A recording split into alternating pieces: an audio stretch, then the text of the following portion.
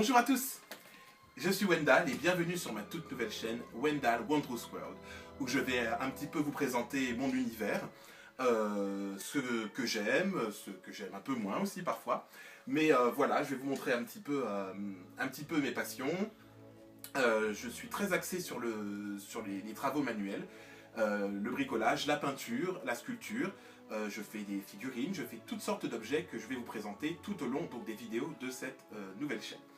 Donc bienvenue chez moi, dans mon cabinet de curiosité et de magie. Je vais vous présenter tout ça d'ici quelques secondes.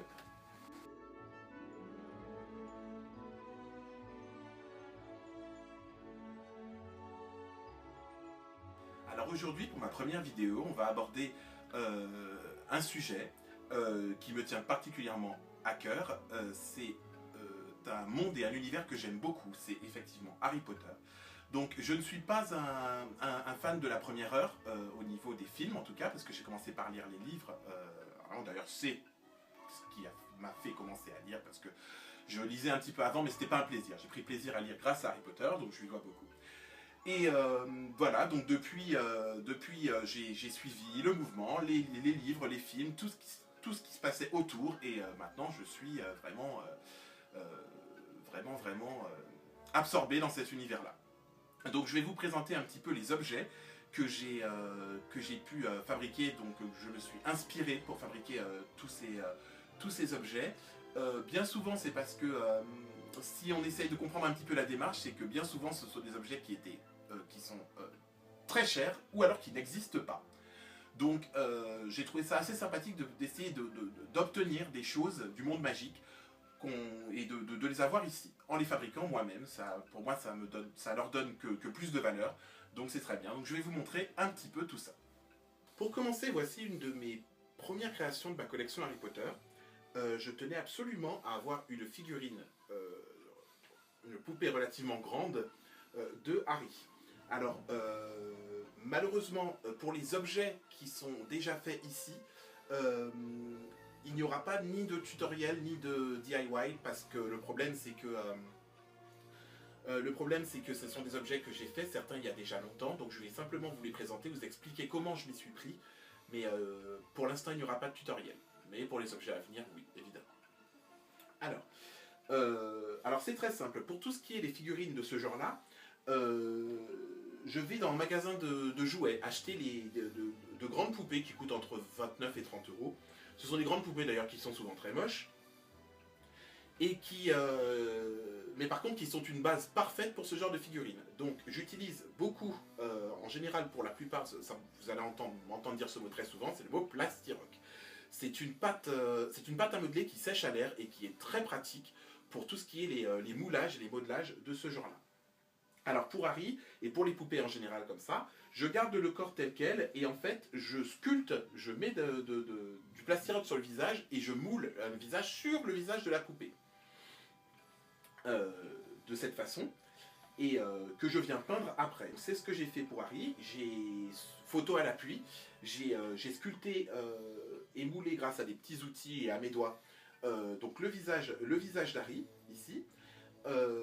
Ceci fait, j'ai aussi réalisé avec l'aide d'un ami, parce que je ne suis pas très porté couture, donc heureusement qu'il était là, merci Loïc, qui m'a aidé à réaliser donc la robe de sorcier. Tous ces petits vêtements, on les a trouvés dans les magasins de vêtements pour enfants, y compris ces petites chaussures qui ont coûté une fortune. Voilà. Mais après, pour ce qui est de la cravate, donc la robe de sorcier, on allait acheter du tissu et on a fabriqué donc ces petites robes de sorcier avec la petite capuche et tout. Et pour ce qui est après des cheveux, c'est une perruque. Dans n'importe quel magasin de fête, vous allez trouver des perruques qui sont souvent un petit peu bizarres, mais par contre pour ce genre de travaux, c'est parfait. Et récupérer donc une petite portion de ces perruques que j'ai donc collée directement sur le crâne de ma poupée et que j'ai coiffé selon le modèle voulu. Donc là pour Harry, c'était absolument parfait. Les lunettes, ce sont simplement, je suis allé chez Castorama et j'ai trouvé des petites rondelles qui servent normalement pour tout ce qui est les travaux sur les éviers, les plomberies, tout ça. Et j'ai trouvé ces petites rondelles qui était absolument parfaite, que j'ai simplement collé les unes aux autres, et j'ai découpé un blister en plastique de la boîte de la poupée d'où venait Harry d'ailleurs, pour faire les petits verres des lunettes. Ensuite, toute la peinture se fait pour un effet plus... peut-être un petit peu plus réel, est fait à l'éponge, comme ça permet de faire des dégradés, vous voyez, pour tous les rosés du visage et tout ça. Et ensuite, toujours avec un petit peu de vernis à ongles transparent, pas la peine d'aller chercher du vernis ou des trucs qui vont coûter une fortune. Je rajoute les brillants pour tout ce qui est, vous voyez, les lèvres, l'intérieur des yeux. Et pour un peu plus de réalisme, je rajoute toujours une paire de faux cils que je taille pour donner vraiment de la vie au niveau du regard. Donc voilà pour Harry, il ne m'a pas coûté grand chose et j'ai pris beaucoup de plaisir à le faire. Alors si vous aimez ce genre de figurines, moi je ne peux que vous conseiller de vous lancer. N'ayez pas peur, c'est pas grave si c'est pas ce que vous vouliez exactement au début, mais ça vaut toujours le coup de se lancer. Et avec toute cette myriade de personnages que Harry Potter offre, et vous avez certainement votre préféré dedans, n'hésitez pas parce que ça vaut vraiment vraiment le coup. Voilà pour Harry. Alors il y a un deuxième objet que j'aime beaucoup et que j'ai fait cet été je crois.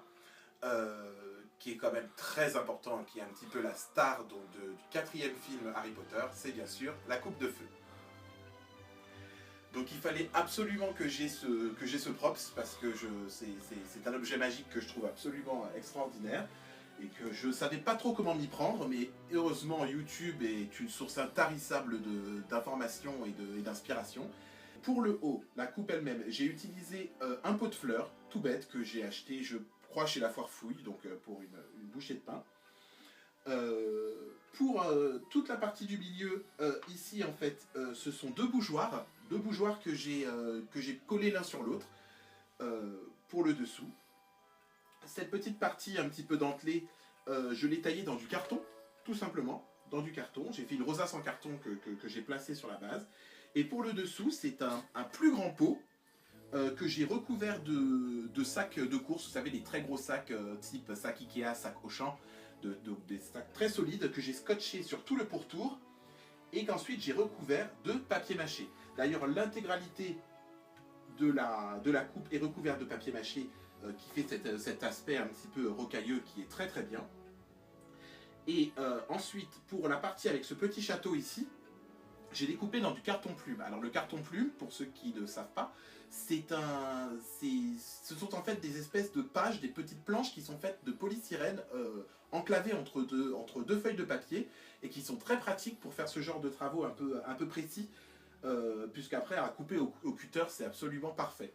Donc j'ai découpé cette petite forme de château que je suis après allé coller là-dessus. Alors pour obtenir l'effet qui est ici sur la coupe, j'ai recouvert puisqu'il y avait du motif sur le pot, donc je l'ai recouvert de plastiroc, encore une fois, que j'ai bosselé comme ça, avec tout simplement l'arrière d'un tournevis ou de n'importe quel objet, et j'ai simplement tapoté, comme ça, pour donner donc cet effet un petit peu bosselé. Et ensuite, je suis allé tout simplement consulter les runes qui se trouvent sur la vraie coupe de feu, et que j'ai reproduites ici, tout simplement en les taillant dans la bande du haut. Comme vous pouvez le voir sur l'arrière, la coupe de feu a été taillée dans un tronc magique, et donc du coup il nous reste des parties de ce tronc ici.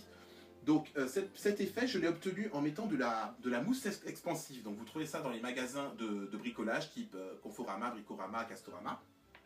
Conforama, n'importe quoi. Bricorama, Castorama. Et donc c'est une mousse qu'on peut appliquer directement et qui après se met à gonfler en séchant. Après ça devient, vous voyez, très très dur. Et ça a un petit peu cet effet un peu organique, un petit peu écorce d'arbre. Et du coup je n'avais plus qu'à tailler les parties qui ne me plaisaient pas et peindre le tout pour que ça vienne en gros envelopper l'arrière de la coupe. Alors pour ce qui est de la peinture, il faut savoir que pour toutes mes créations, que ce soit les tableaux ou les objets comme celui-ci, je peins tout à l'acrylique. Il y a certainement d'autres moyens, mais l'acrylique je trouve que c'est parfait parce que c'est bon marché, on trouve beaucoup de couleurs et c'est très facile à utiliser. Donc à partir de ce principe, voilà. Et j'ai rempli aussi le petit espace qui se trouve derrière le château, parce que bien sûr c'était creux, je l'ai rempli exactement aussi avec de la mousse expansive. Et voilà, voilà, après j'ai brossé ce qu'on appelle le brossage. Donc je prends quelque chose, je prends une peinture un petit peu plus foncée que celle qui m'a servi pour la base, et je vais venir effleurer pour que le sombre vienne s'enclaver dans toutes les petites les infractuosités, les petits défauts, et ça rentre dedans, et du coup ça met en relief des parties comme ça.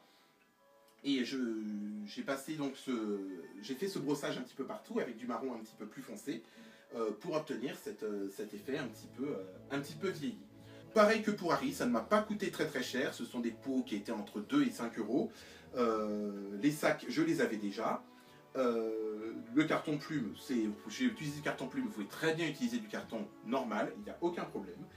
Et puis ben voilà, je crois que ce qui m'a coûté le plus cher là-dedans, c'est la mousse expansive, parce que la bombe doit coûter quasiment 10 euros, mais il y a beaucoup de contenance. Bon là c'était un gros objet, donc elle y est passée entièrement. Et bien voilà, c'est terminé pour cette toute première vidéo de Wendell Wondrous World. Je vous retrouve très bientôt avec une toute nouvelle vidéo. En attendant, n'oubliez pas de liker la vidéo et surtout de vous abonner à ma chaîne si ça vous a plu. Il y a beaucoup de nouvelles vidéos qui arrivent. Une très bientôt où je vais vous présenter 2 nouveaux objets du monde d'Harry Potter. A bientôt et d'ici là, prenez soin de vous.